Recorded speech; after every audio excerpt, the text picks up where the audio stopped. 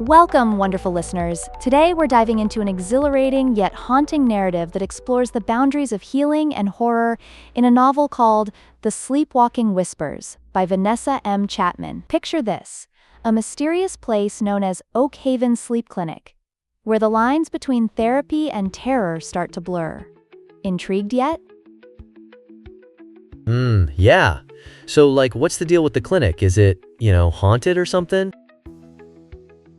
Exactly. When Dr. Evelyn Lane first arrives at Oak Haven, there's this oppressive silence that hangs in the air, like the eerie hush you feel in a library at midnight.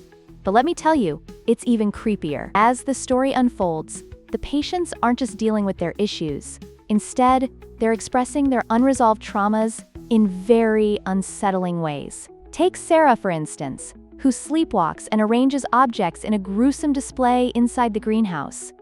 It's like an art installation gone wrong, reflecting her inner chaos. Whoa, that sounds really intense. So, does this mean Sarah is aware of it when she wakes up? Great question! No, she's completely oblivious. It's like her subconscious is trying to communicate something absolutely vital, but she's stuck in that sleep state. And then we have Mark, another patient, who is tormented by PTSD from his combat experiences. He endures horrifying dreams where he battles against unseen foes, drawing eerie symbols on his walls that have roots in ancient rituals. It's almost like, he's fighting ghosts of the past. Wow, that's so frustrating. If only he could see these monsters, he could just punch them, But what's the deal with this creepy entity that feeds on their fears? How does that work? Exactly. This entity isn't your typical scary ghost. It thrives on their vulnerabilities and draws strength from their pain and traumas, like a psychic web of shared suffering that binds them together, creating a pretty dark atmosphere. They keep getting dragged deeper into their fears instead of breaking free. So, it's like a horror movie that has this deeper meaning, huh? But how does Dr. Evelyn Lane fit into all of this? Right. Evelyn starts to realize that in order to save her patients, and even herself, she has to confront this entity. There's a jaw-dropping moment when she uncovers the clinic's haunted history, filled with tales of ancient rituals meant to contain this malevolent force.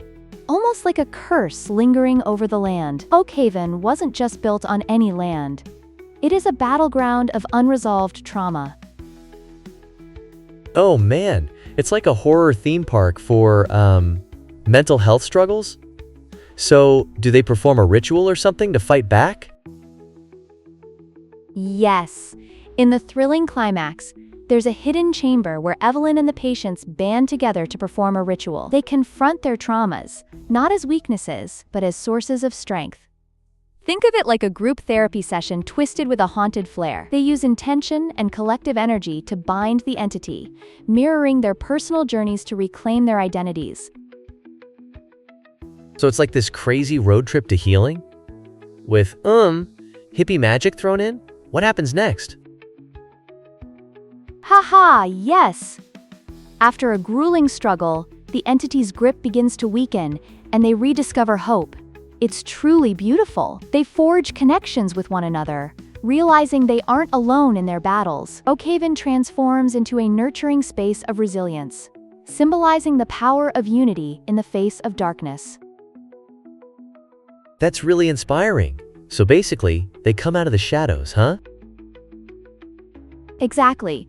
The conclusion depicts Oak Haven as a beacon of hope, signifying healing through understanding their collective trauma. It's a powerful testament that even amidst darkness, we can discover strength in unity and compassion. Wow, that's really, powerful. It's like a roller coaster ride, but with, deep emotional valleys instead of just scary drops. What do you think the real takeaway is for readers? The biggest takeaway is the enduring strength of the human spirit.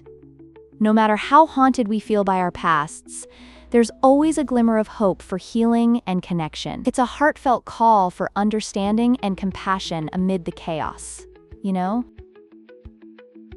Boom! I love it! So, should we pack our bags for Oak Haven or what? Haha, well, maybe just a tote for emotional baggage. But definitely, let's explore this narrative further together.